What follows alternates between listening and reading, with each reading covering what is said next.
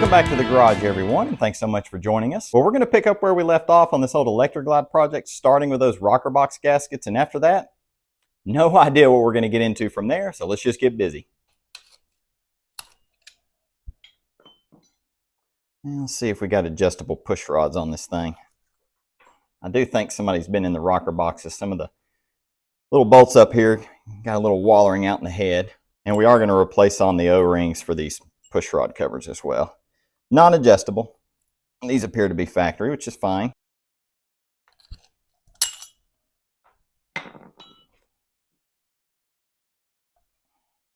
There it goes. Come on. 1 minute into it, already sweating. So before we remove anything, we're going to take pressure off of these push rods where they come up to these rocker arms. What you want to do is you want to pull your plugs, rotate your engine, easy enough, and just watch your two push rods here. I actually marked them with a Sharpie. You guys probably can't see that on camera. And what I'll do is I'll rotate the engine, and once they're both at the bottom, I should be able to turn these, each push rod with my fingers. Once I get to that point, you're good to go. Now, two ways I know to do this. I'm going to be putting a socket on the compensator because I was already in the primary before and we haven't sealed it up yet, so it makes it easy. Plus, I don't have a rear wheel. And then that brings me to the next way. Use your rear wheel. So if you got the wheel on the bike, you can put it in high gear and you can just turn the engine with the wheel. Pretty easy. Now, if you're just pulling this top and centerpiece and that's all, you can remove these 4 bolts or these 4 small cap screws here on the top and replace those without doing this. This is critical for this bottom part, and I can show you guys once we get inside of it.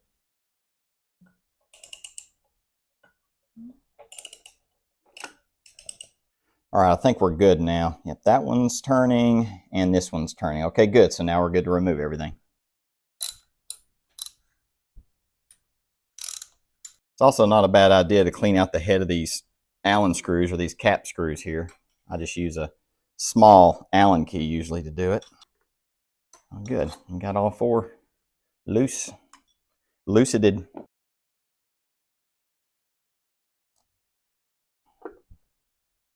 Oh, we got both of them off together. That's good. So here's another way to test your push rods to see if they're relaxed. You can actually get your finger right down on there where it makes contact with the rocker arm. That one's moving. And see if that one and that one's moving. It's kind of difficult to do it this way if you especially got oily fingers, but it works. Now when I remove all these fasteners here, I actually remove them just a little bit at a time. It doesn't call for that in the manual. I just like to ease the pressure up just a little bit and do it in a crisscross pattern. The reason is you still do have a little pressure on these, not much, but I like to just give it a chance just to relax a little bit. Probably my OCD kicking in, but you know, it's just kind of the way I do it. And also more on the OCD note there, I like to pull the fasteners out, put them in some cardboard and just mark that they're all in the right spot. I just want everything going back the way it was before.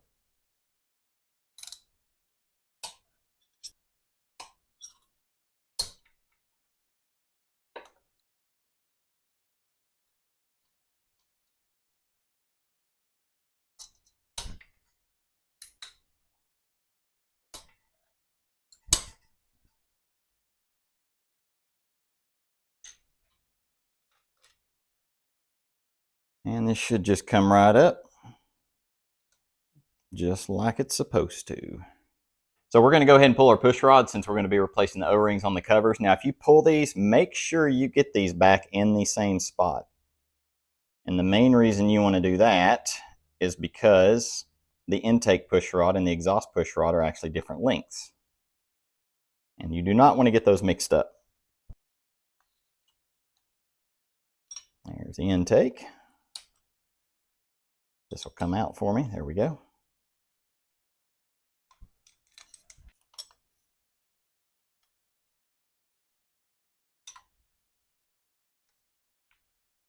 Here's all our parts up here on our sort of crowded workbench.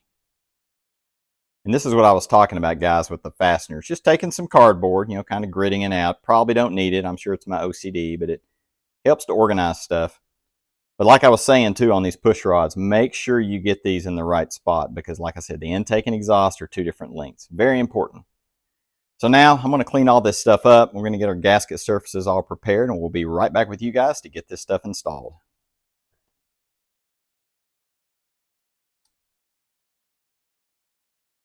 When you put these on, make sure you get the good looking side out.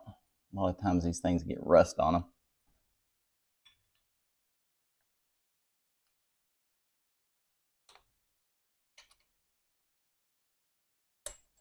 Also on these push rods, when you clean them off, it's not a bad idea to put a little assembly lube on the ends. Give it every chance it can. You go to fire it off.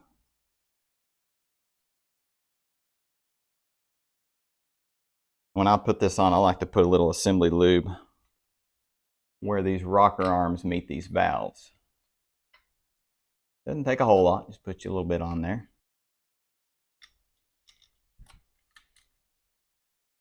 One thing I didn't explain probably good enough earlier is when you're trying to get your rocker arms relaxed before you pull all this, you're looking for top dead center. And one way you can also validate that after you do all your turning the engine, take you like a little straw from like a brake clean can or something like that, pull your plug right here, put it down in there, you'll feel that piston all the way at the top. So it's kind of like a good way to, if you can turn the push rods, you can kind of fine tune it by checking that.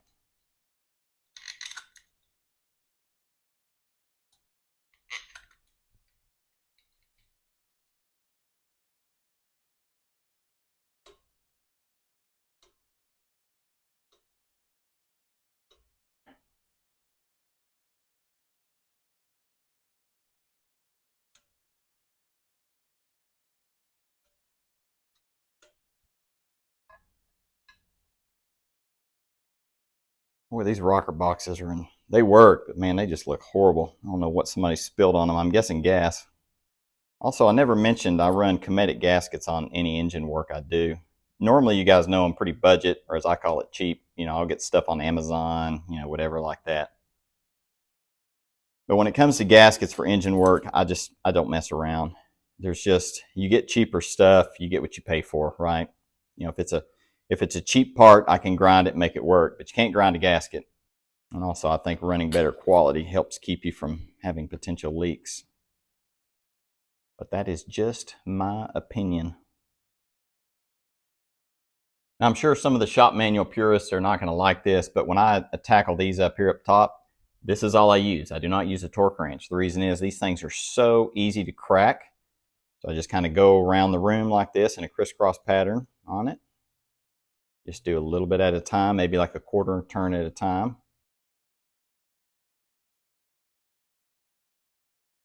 We pretty much have this side all wrapped up. So we'll go through the other one pretty fast, or the rear cylinder pretty quick, provided I can get these on without hurting myself. See, just like that. Just like that.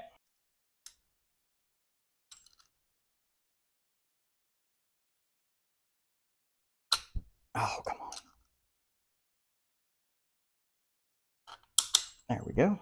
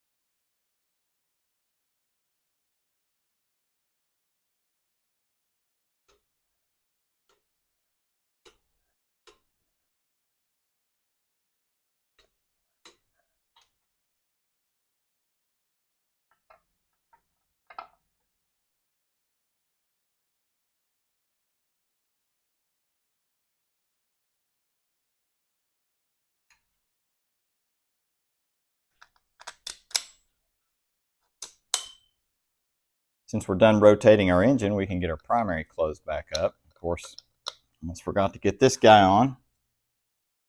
Would not have been very helpful.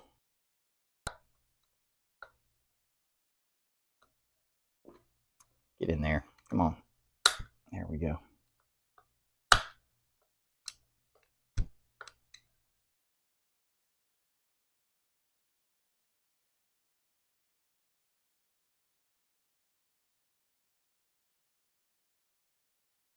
Don't come off. Please don't come off.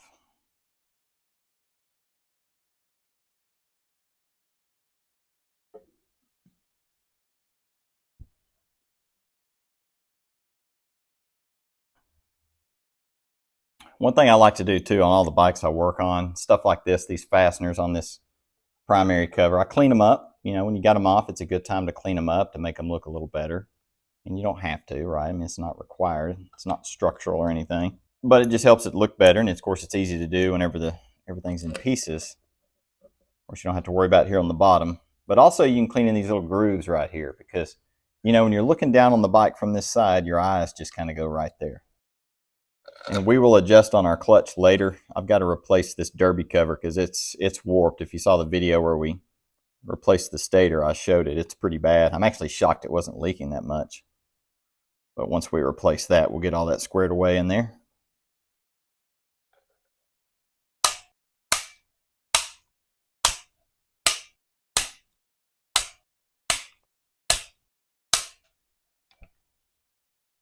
Okay, do not adjust your screen. Yes, we got a lot of stuff mocked up here. I actually got our seat in and I want to mock it up for you guys so we can take a look at it. I'm pretty excited about it. Then we're going to get back to doing some deep cleaning, which, you know, is not nearly as fun as this stuff. But if you haven't watched the channel much or the series on this bike, this thing has been hacked up like you wouldn't believe. A lot of this is just stuff I'm using that I have just around the garage here off of other bikes. So for example, our bags here, I think these are like mid to late 90s era Road King bags. The brackets that they're on, they were actual bag brackets, but I think somebody modified them, which is not really shocking to me. Our fender here, I'm pretty sure, is from a from an EVO era Softail. And then our tank is actually a twin cam era fuel injected tank that somebody converted to carb. So yeah, we have basically a Frankenstein bike all over the place. Now our covers are from an 89 FLHS, so the covers are correct, but because we're missing stuff and stuff was cut off, this cover over here is going to have to be cut on and hacked on just to make it work. And here's the seat we went with. Naturally, it is an Amazon special. Now, one good buddy of mine called it a road couch. I'm like, well, you know, maybe a road couch is what we were going for, but I think it'll work pretty good. Now, this seat is for, I think it's an 09 and up touring bike, and there's two reasons why I went with this. So number one, set this here for a moment. We don't have any mount points here, no factory mount tab. So we are going to have to make all this. And since we're going to be the ones making it, we can make this seat work. And on these 09s and up, it has the mount point here, or kind of the opening for it to kind of slide onto the hook down there. So that allows us to kind of make it work, you know, the best way possible. And also, I'll just show you how it fits here. Also, since it's from an 09 and up, and I got it on Amazon, this sucker was only $75 freaking dollars, which, you know, for this bike that we're working on is A-okay in my book. Now, you can find a seat for an 89 bike, but man, it's like, you know, you're going to spend a lot of money. And if you find a used one, if you can even find a used one out there, it's still going to cost way more than this and have rips and tears in it. And a little closer look of how this mounts up. So you can see back here, we got the seat right on the, I guess you'll call it the original mount point on the fender. But if you come up here, because this is for an 09 and up bike, you have kind of a gap here, right? So you got a different tank, a different seat, a different frame, and we just don't want all this gap. I mean, I guess over time that might be able to go down. So my idea is, I think we're going to take this and just move her up a little bit. We'll make another mount hole. Yes, this hole will be there. I'll try to find a way to make it look somewhat better. Here's kind of a good look at the seat right there with the bags on it. Not too bad. But when you come up here after moving it up, she's nice and snug. So I think that's going to work. And let's be honest, this is a cheapo seat, right? This thing is not going to last like a really good quality one. But, you know, this bike, you know, I've called it out numerous times. This bike was left for dead, completely hacked on. And I think it's a perfect candidate for a $75 Amazon seat. Okay, so for the cleanup on these things, some of you guys have seen my videos before. I just, you know, get dirty. Just, you know, just elbow grease, right? I'll take just a cleaner. I just use regular simple green, diluted, watered down, a rag, and I just go over everything I can. Ultimately, we'll get to the point that we do polish up this frame, but we're going to have to do some, you know, Rust-Oleum restoration up here anyway on some springs. We'll hold off on that. This bike, though, believe it or not, I do, other than some overspray that I've got here, and we got some back here. We'll take these off, too, here in a moment to try to get this off using some lacquer thinner. But there's not a whole lot of gunk and junk underneath it. So this bike's going to clean up pretty good. And, of course, the nice thing, too, is it's a touring bike. So, I'm not really worried about how it looks back here. But we'll definitely do some scrubbing up there on the motor and everything. This swing arm, though, I think somebody painted this whole swing arm like a flat, but, touring bike, not really worried about it. But like here, we got some overspray. This is pretty good, but then up here. Now, I will be painting up here, so I'm not worried as much about that. At least I think I'm going to paint. But down here, we've got some more overspray. What somebody did, that crazy saddlebag bracket that was on here, somebody spray painted it on the bike. So, like that, don't do that. I mean, you can do it. You can do it. Just, tape stuff up. Because we want this natural shine of this frame to come through. Because when you polish these frames up, they look pretty good. They look good, in my opinion. And then stuff like this, I'll pull out, like these axle adjusters. So I'll just soak these down with some cleaner. Let them sit. I'll clean those up. Do you need to clean them? Nope. But it looks good when you look at the bike from the back. Let's see if this lacquer thinner will take off some of this overspray. Because it's all flat black. It's coming off. It's coming off. It's quite a bit, though. I'll definitely remove these and work on them, but I think we're going to be able to get it all off. Yeah, that's going to need a little more attention right there. What about up here? Yeah, this is coming off. Just don't understand rattle canning chrome, but at least they didn't. Well, I don't think they meant to spray this, to be honest. At least they didn't scuff it up, with sandpaper. Because I've seen that with pipes before. That is that is a big pet peeve of mine when people do that. I get it. You want your pipes to be black. I'm not knocking it, but dang, No, that looks a lot better, though, right there. So that's coming off. So we're going to remove these parts. Golly. I mean, how tight is it?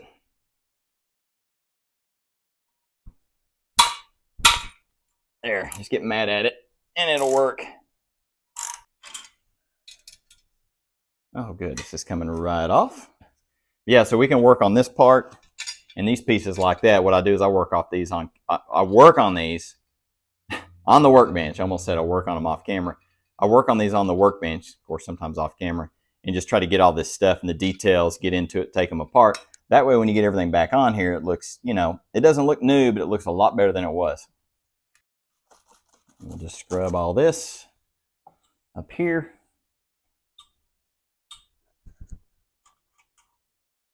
Quite a bit of overspray down here. Of course, this will mostly be covered up, but yeah, it's coming right off, as I figured.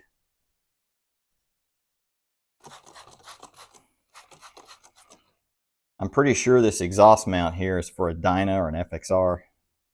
After I actually bought some pipes for this. Well, I bought a factory header pipe system. Actually found one off an '89 model, believe it or not. Pretty good deal, pretty good shape. But the muffler that's on it, the slip-ons, are Thunder header, so it should sound pretty good. But of course, I don't have any of the dang factory mounts for it, and I'm going to have to figure out how I mount it on the back also for the muffler. Well, we are looking better back here. Everything's starting to clean up. Now, what I'm going to do now is on these, people call them different things. I just call them satin or gray motors on these bikes. You can take a piece of a Scotch pad or scour pad. This is actually the purple flavor. I've used green before. Just, the green are a little bit more, I guess, scouring, a little bit more rough, whatever that is. You know what I mean? But I use these, and you just kind of, you go easy to get some of these black marks off. But be careful, because if you overdo this to try to get every single little piece of black off, you'll end up with a shiny spot. And you don't want that, because then it'll show up. So I'm not going to get all of it, just trying to, help it out a little bit. That's all we're doing. And I'll do the same thing on this engine too. This engine's in pretty good shape though.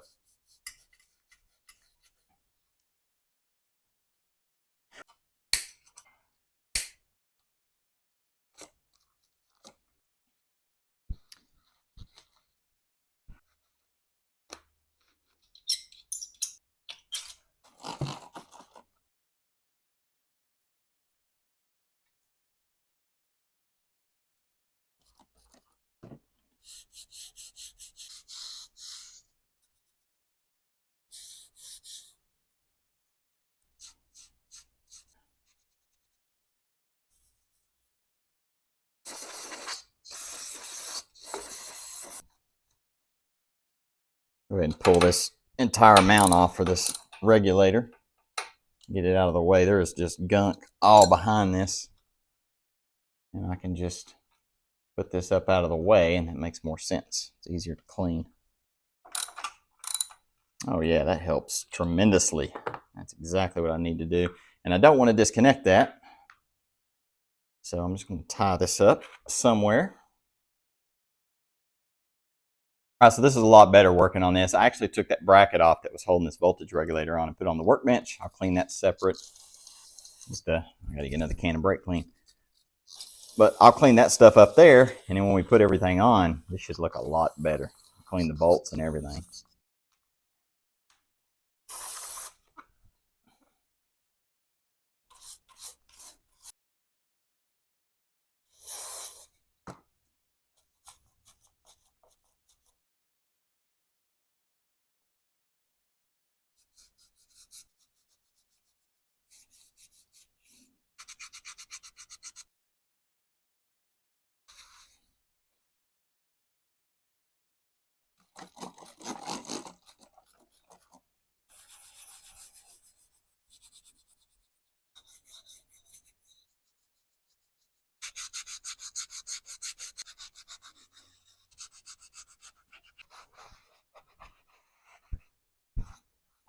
We got some more rattle can spots over here to clean up. I think it'll come right off.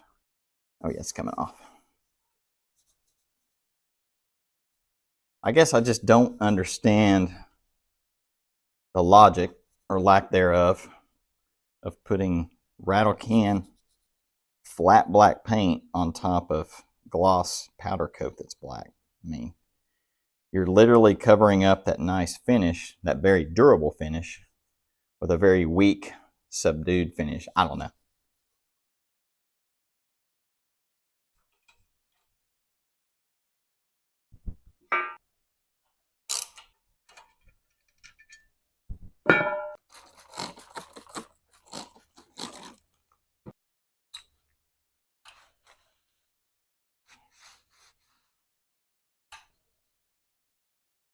So for the small amount of parts that we've got up here, we're going to go through them. We got to get the overspray off of this stuff, like this one we worked on the bike earlier. Still got some spray paint on it.